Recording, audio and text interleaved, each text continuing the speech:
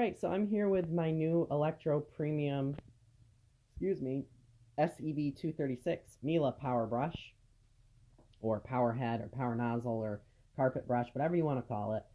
This I got from a local vacuum cleaner store because I didn't have any local stores, or I didn't have any interest in also waiting for Amazon to ship one of these, because if you notice, a lot of these are actually sold by vacuum cleaner stores that happen to do business with Amazon, so I didn't feel like waiting for it to come in the mail. All of these instructions are either in Spanish or something. The first one is not English. Oh, here we go. Second one. The extra wide electro brush has an all-around bumper strip to protect furniture. It has 5 settings for adjusting distance between the electro brush and the floor to suit type of surface being cleaned. It's integral lighting. Integral lighting gives excellent visibility, allowing no speck of dust to go undetected. And then you can see this must be like a overview of like the series that it fits. So I believe I have an S1, or the Titan might be an S1 model, maybe, but it fits the S5 series, the S8. I don't know why it would say S7. Maybe I'm totally wrong. I might be totally wrong, so just completely ignore me on that. So I'm of course going to be doing, these are taped, a video of this at some point on the Miele. I might even do it today, because I have a Miele Titan that I bought this for. I don't like the little dinky power head that it comes with. It has its use, but I just don't think that use is for my house. Maybe for like cleaning upholstery or like a mattress or something, it would be pretty decent. So here it is. It doesn't, I mean, it comes in like this elaborate box the way it looks, but it's really not. And I like the fact that you get a separate owner's manual. There's fluffies all over it. So, of course, the guarantee, so this is probably like your warranty information, I would assume. It's cool little, like almost like a hang-up sort of thing. You can put it in like a binder, I guess. So they kind of just stuff this into the neck of the vacuum. And, ooh, this thing's heavy. The reason why, wow, this thing is like bulky heavy. The reason why I didn't go with another one of the cheapy power nozzles, even though none of them are cheap, is because I didn't like the fact that it didn't have a headlight. To me, it doesn't have enough power to really clean the best. I mean, of course, it's a decent power nozzle, but the brush on it isn't quite the same quality. So that's the reason. Oh, I forgot you have to press this to release it. It almost looks as though when you put this in the upright position, these. Oh, maybe they don't. I'm crazy. So, made in Germany. The brush on this is a lot more aggressive. It's a lot more stiff. You have a nice cut piece right here. So if you get any buildup in it, I would assume this is some sort of like carpet raking. Maybe it has to do with like hair getting stuck. I'm not sure. So if somebody can answer that for me, please feel free. So it's 1.3 amps. You have rubber wheels on it. This one's a little resistive. This one is too over here. And unplug before opening, which these are Torx bit, so I wouldn't even bother trying to open it in the first place. Your air intake is almost in the center. It's right in there. I believe this is like a composite of some sort. It might be actually wood. It looks like wood. It's grainy like wood, but I believe it's like some sort of a composite or something, or like a I forget what they call them. I feel like I've seen videos of it on YouTube. Sorry for if you feel I'm getting all over the place with this. So I don't think you really need to read operating instruction as long as you can follow basic direction. I really like the way that this snaps in or locks upright on this machine, and I like that it has a release pedal, but it just locks in and it doesn't have like any play in it at all. So overall, I think it's really well made. Then you've got your, I don't like the way that snaps down like that. Oh, but it's kind of like a continuous rotation, like the simplicity that I have. It goes all the way from 1, 2, 3, 4, 5, then down to 4, 3, 2, 1, which is cool. So it doesn't just plop itself back down on the carpet. Maybe if you passed one, it would be cool if it had an up and down button.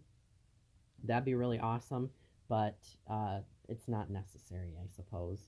But otherwise, this thing's really bulky. This thing's got to weigh at least 2 or 3 pounds, maybe even 5 pounds. It's a big power head, and I'm really excited to use it on my Titan. The reason that I didn't go with the 228, I think it is, the SEB228, they're all made by Wesselwerk. I know some people say that that's not pronounced correctly, but I don't pronounce it correct then, but I'm pretty sure most people pronounce it that way. The SEB228, to me, it's a nice power head, and it seemed to be really well made and well designed. I actually looked at a Miele C2 Electro Plus. It was like a sapphire blue. I looked at it at Bed Bath & Beyond because I try and stay out of vacuum cleaner stores as little as possible, believe it or not. I enjoy looking, but I don't like being bothered. I don't like telling them that I'm a collector because they probably think that I'm a psycho. No offense to anybody, because I'm a collector myself, but I know that some people work there strictly because they want a job and they just happen to gain some knowledge about vacuums in the process. Because I've been to places before where I've had salesmen that really didn't know what they were talking about at all. They were just pretty much geared to selling the product, not trying to actually share any valuable information that was true. Because I was asking the guy questions about certain Miele models, and he was wrong. So, anyway, I try and stay out of those places because they try and take over like your browsing and annoy you because they want to sell you on things, of course, and I think most of the time they assume that people are coming in, especially when they see somebody my age, they don't know anything about a vacuum, and they probably think that I can't afford anything in the store. So, and I mean, I was a salesman. I was a car salesman. So I know the sales tactics. I know how people prejudge, even though you're not supposed to. There was a guy that came in a wood panel station wagon. His whole family just split apart all over the place. And they were all looking at stuff. And a lot of people were like, oh, you can have this one, you can have this one, you can have this one. Well, he was looking at a Corvette. Of course, they thought that was funny. And then he was looking at a Silverado. Well,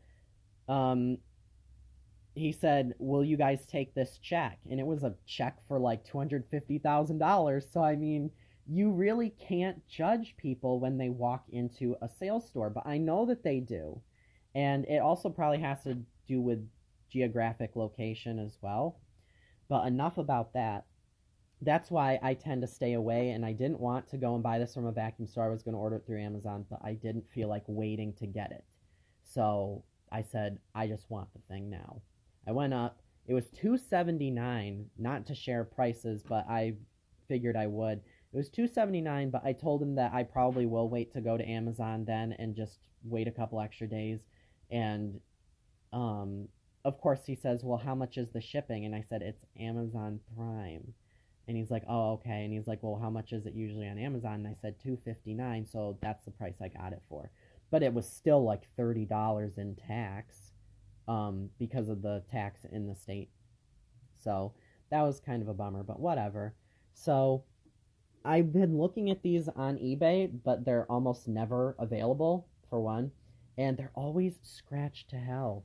Pardon my French, but they're always scratched up, like right here on the edges and right here on the hood. And I don't scratch my vacuums up. I keep them away from things. I don't plow them into furniture. I don't like wedge them underneath the couch and table legs.